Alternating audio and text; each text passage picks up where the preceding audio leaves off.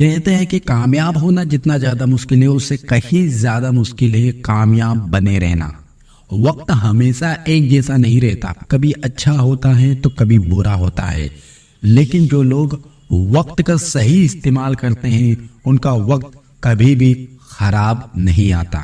दोस्तों, आज की ये वीडियो बहुत ज़्यादा इम्पोर्टेंट होने वाली है आपके लिए, इसलिए मैं आपसे रिक्वेस्ट करूंगा कि इस वीडियो को अंत तक ज़रूर देखें ताकि इससे आपका फ़ायदा हो, क्योंकि आपका फ़ायदा होगा तो हिंदुस्तान का फ़ायदा होगा। दोस्तों, आज का ये वीडियो एमी वाइन हाउस की लाइफ स्टोरी के साथ रिलेट करेगा, जो कि ब्रिटेन की बहुत ही बड़ी और मशहूर सिंगर हुआ करती थी, लेकिन सिर्फ 8 साल के करियर के दौरान वो ब्रिटेन की सबसे मशहूर सिंगर बनी और उसके बाद वो गायब हो गई और उनकी डेथ उनके ही फ्लैट में गुमनाम अंदाज से हो गई। दोस्तों, एमी वाइन हाउस ब्रिटेन की बहुत मशहूर सिंगर थी।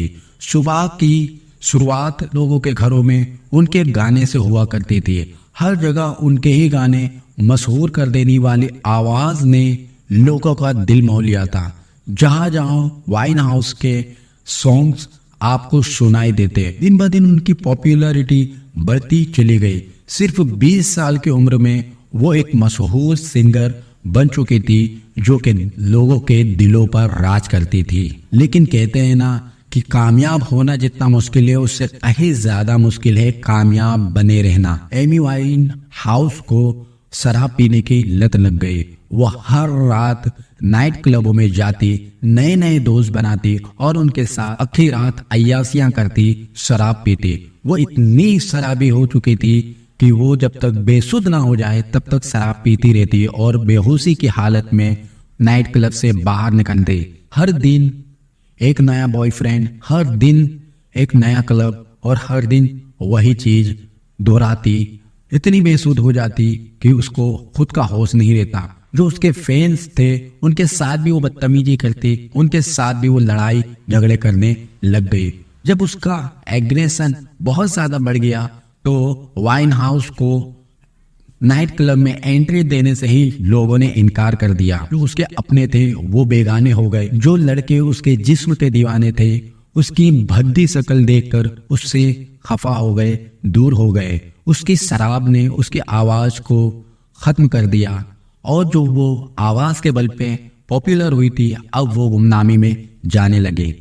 सिर्फ 7 साल 8 महीने के छोटे से वक्त के दरमियान एक मशहूर सिंगर गुमनाम हो गई और उसके फ्लैट में उसकी जब लाश मिली तो लोग देखकर हैरान थे कि उसके चारों तरफ वाइन की खाली बोतलें थी। और जब उसका पोस्टमार्टम किया गया तो डॉक्टरों ने हैरत अंगेज बात बताई कि उसके जिस्म में खून से ज्यादा शराब थी, जिसने उसकी जान ले ली। दोस्तों, कामयाब बनने के लिए जितनी जद्दोजहद करनी पड़ती है उससे कहीं ज्यादा जद्दोजहद आपको कामयाब बने रहने के लिए करनी पड़ती है।